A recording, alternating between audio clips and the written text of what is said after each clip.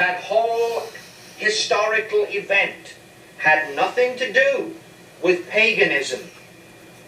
It had nothing to do with changing the festivals of God. It had nothing to do with devising some festival other than God's festivals to worship God on. It had nothing to do with substituting the truths of God or the feasts of God. It had nothing to do with any of that kind of thing. It was a historical event of very great importance to the Jewish people. Probably it doesn't mean anything to the Scandinavians and to the British and to the Brazilians. It means nothing. It's not a part of their history. They no doubt will have other historical events that are important to them that they want to remember. John chapter 10. John the 10th chapter, verse 22, and it was at Jerusalem, the feast of dedication, and it was winter, and Jesus walked in the temple in Solomon's porch. The Bible commentaries again will tell you that this was the feast or the celebration or the dedicated time when during Maccabees, when Judas Maccabeus cleansed the temple, a part again of the Jewish history. Quite frankly here, brethren, irregardless of what the Bible commentaries want to say, irregardless as to what they want to say, it doesn't say here that Jesus was necessarily observing it. It just simply tells us that this was the time it's given to us to show that what time of the year Jesus walked in the temple in Solomon's porch. He happened to be walking in the temple in Solomon's porch at the time that this Feast of Dedication, a part of Jewish history, was remembered. Doesn't really say. Doesn't say that Jesus was celebrating it. Doesn't say that he wasn't. But even if he was, there is nothing here. When you look into the history of what this Feast of Dedication was all about, it has nothing to do with paganism. It has nothing to do with adopting a pagan festival and setting it up to try to worship the true God with this particular pagan festival. It had nothing to do with that. It had nothing to do with substituting, doing away with one part of the law of God and substituting something else in its place. Had nothing to do with any of those things. These things in these passages that we have read would be equivalent to July the 4th in the United States. A great historical event when the United States declared itself independent from England. July the 4th. Naturally, the United States is going to remember that day because it was a part of their historical birth and history. Very important to them. November the 11th, set aside as a day of remembrance by the nations of Britain, of Canada, the United States, of the British Commonwealth, probably some nations of Europe, to remember those that died in the First and Second World War. It has nothing to do with paganism, nothing to do with substituting the laws of God or doing away with the law of God and adding some other law devised by man. It has nothing to do with changing the days and times of God's law. It has nothing to do with substituting for the festivals of God. It is to do with historical events that are important to a nation or to a number of nations, and there is nothing in God's Word to say that that kind of remembrance is wrong. In fact, we have the examples in God's Word that we just read that would show that that kind of observance based upon historical happenings that are very important to a particular nation is okay. because it does not conflict any of the other scriptures of God's Word that we're going to look at later.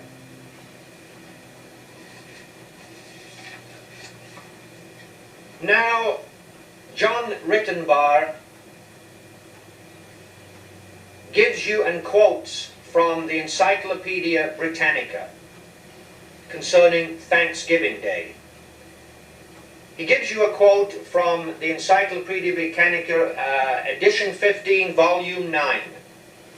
And he also gives you a quote from the same Britannica volume, or edition 11, volume 25 and 26. In volume, or edition 15, volume 9, there's a short quote, and something, quote, is distinctive. So whoever the author of that particular little article was for the Britannica in that particular edition, they mentioned something about the U.S. Thanksgiving Day. It is distinctive. Well, I'm not really sure what the author would mean by that. Excuse me. Because really, brethren, what is distinctive about the Thanksgiving Day in the United States? The only thing in my research and meditation upon it, the only thing that I can come up with that is distinctive about the U.S. Thanksgiving Day is maybe the day that it's on. The third Thursday, the last Thursday, thank you for correcting me, the last Thursday of November. That's the only thing that I can think about that is distinctive. Maybe there is no other nation on the face of the earth that keeps their fall festival Thanksgiving Day on that particular day of the year. And so maybe the United States is the only country in the world that keeps it on the last Thursday of November. But other than that, brethren, I submit to you that there is nothing that is that distinctive about the U.S. Thanksgiving Day, per se, as opposed to other Thanksgiving days of other nations. So I don't know exactly what the big deal is about something that is distinctive, unless, of course, it is the proverbial USA, how shall I put it, braggadociousness. Maybe. You know why the United States during the 50s, you know why the United States in the 50s was not liked around the world?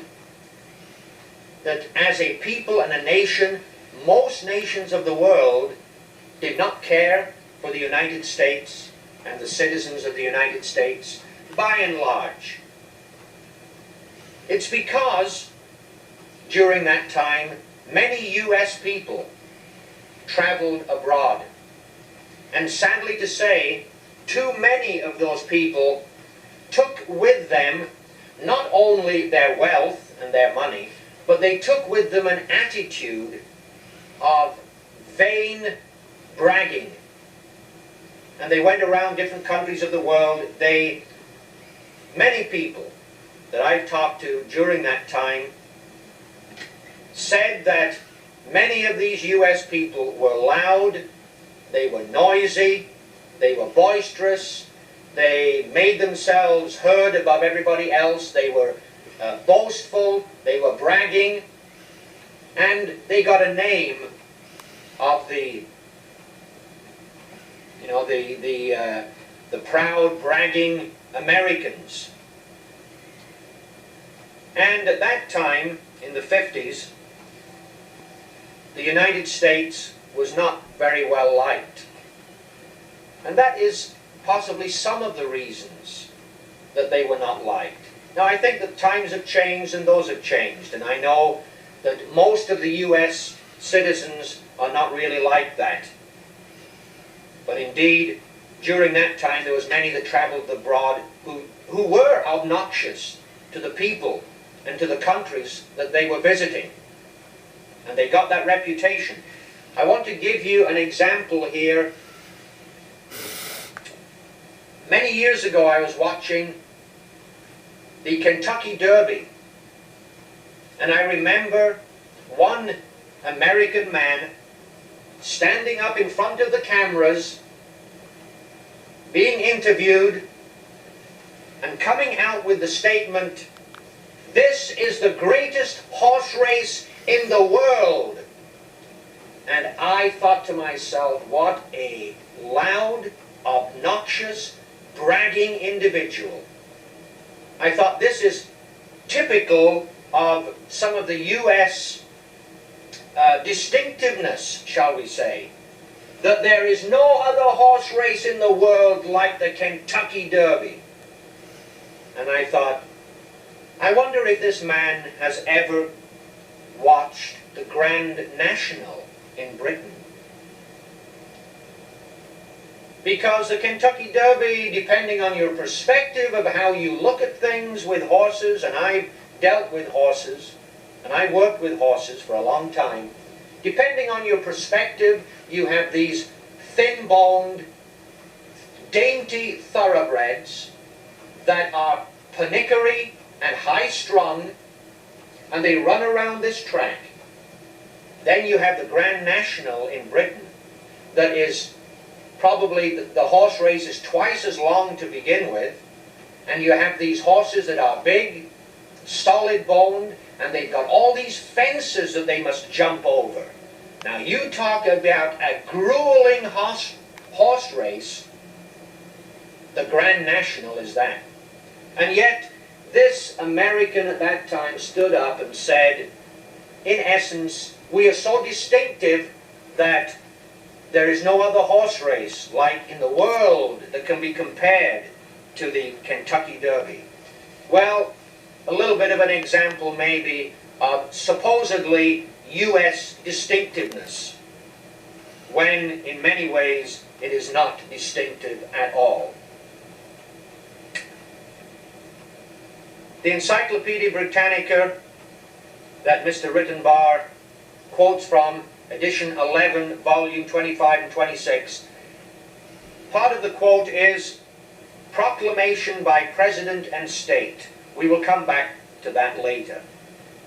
Then Mr. Rittenbar has a number of comments. One comment, quote, "Not particularly religious," end of quote.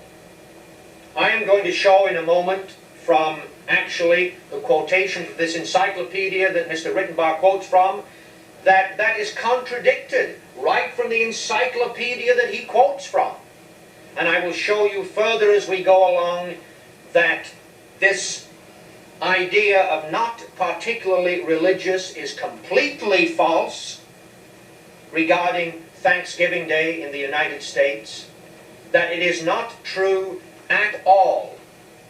And I will prove to you that very thoroughly later. Another quote from Mr. Rittenbar is, "Not tied to any church." End of quote. Well, that may be. Maybe it's not tied, excuse me again, maybe it is not tied to any particular church. But again, I think we will see, as I present my evidence, that it is indeed tied to the Christian church, to Christian religion.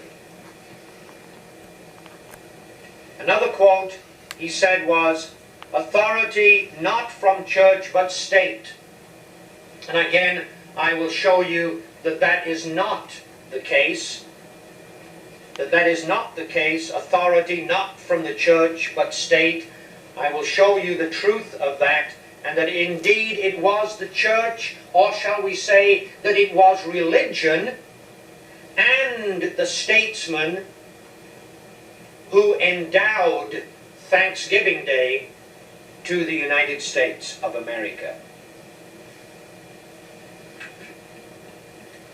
Now, quoting from the encyclopedia that Mr. Rittenbar used in his sermon,